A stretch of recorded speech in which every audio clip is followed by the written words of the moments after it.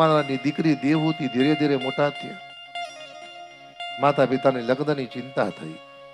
દેવર્ષિ નારદ પધાર્યા અને શત્રુપાજીએ કીધું, ભગવાન મારી દીકરીનું યોગ્ય કરો ને. નારદજીએ કહ્યું, માં તમારી દીકરીના લગ્ન ઋષિકુમાર સાથે થશે, રાજકુમાર સાથે. યોગ્ય પાત્ર તો બતાવો. અને કરુણા થઈ. ભણુ ને શત્રુપાજી મનુ મારા શત્રુપાન ને દેવર્ષિ નારદ કદર્મની પર્ણકુટીએ આવે. દીકરી દેવહૂતિ નિકટમાં છે. ઋષિને વંદન કર્યા. ઋષિએ 3 આસન પાથર્યા. એક આસન પર મનુ બેઠા, એક આસન પર શત્રુપા બેઠા. દેવહૂતિએ દર્શન કરતા કરતા કહ્યું, માનો ના માનો મારા પતિ થવાના છે, મારાથી સેવાય લેવાય નહીં, સેવા કરાય. દેવહૂતિએ જમણો હાથ આસન પર મૂક્યો છે. આજકાલ જેવું નતું. આજે તો બેઠા બેઠા કે સાંભળો છો રવિવાર છે ને મસાલાનો ડબ્બો આપો. આજે તમે જુઓ 90% કામ ભાઈઓ કરે. હો ભાઈ. અને એમાં રાત્રે 8 વાગે સિરિયલ ચાલુ થાય તો આઈ બને જો કોઈ મહેમાન આવે તો. અમુક ભાઈઓ તો વિચાર રે કે રવિવાર રજા ના પડતી હોય થારું. 90% કામ કરે. અને તોય બેનો વાતો શું કરે, 90% તમારા ભાઈ તો શેકેલો પાપડે ના ભાગે. લે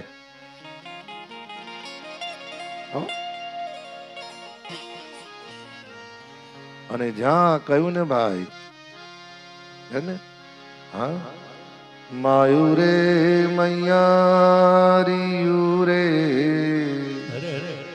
માધવપુર મારે મથુરા નગર મારે વેલડા જોડો તો મળવા જાઈએ રે.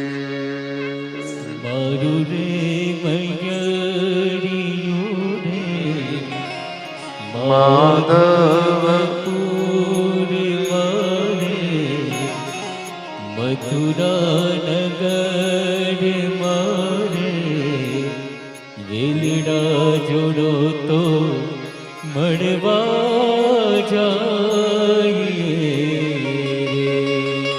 કદમ મને દેવહૂતિના ભગવદ અનુગ્રહથી લગ્ન થયા. ઋષિએ કહ્યું, શત્રુપાજીને એમાં લગ્ન તો કરું, પણ મારો નિયમ છે કે લગ્ન કર્યા પછી તરત સંન્યાસ ગ્રહણ કરું. તો દેવહૂતિ માએ કહ્યું, તરત સંન્યાસ લગ્નની જરૂર શું?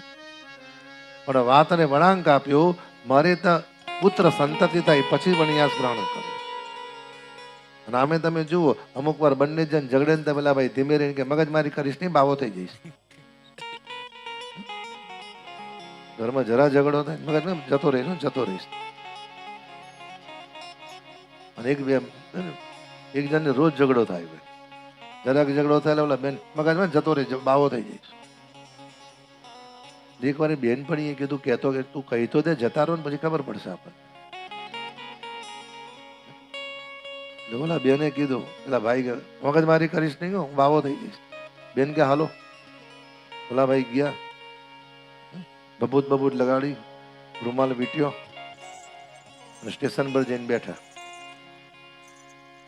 ઓલા દીકરા વગર બાપુજી ગયા. અને ગામના 2-4 જણે જોયા સ્ટેશન પર. એમના કે ભાઈ મા બાપજી છે, પૈસા પેલા રૂપિયો ઉઠાય કઈ જોઈતું નહીં. ગામના 2-4 કનું ઓલા સ્ટેશન બેઠા, જાઉં જરા. ઓલા બેન આયા,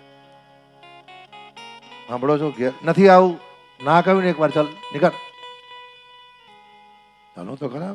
ના કહ્યું ને એકવાર. ધીમે રહીને કીધું, સાંભળો છો, તમને જે ભાઈ તે બનાવ્યું છે, આ તો ચાલ. ભાઈ ઘેર આયા.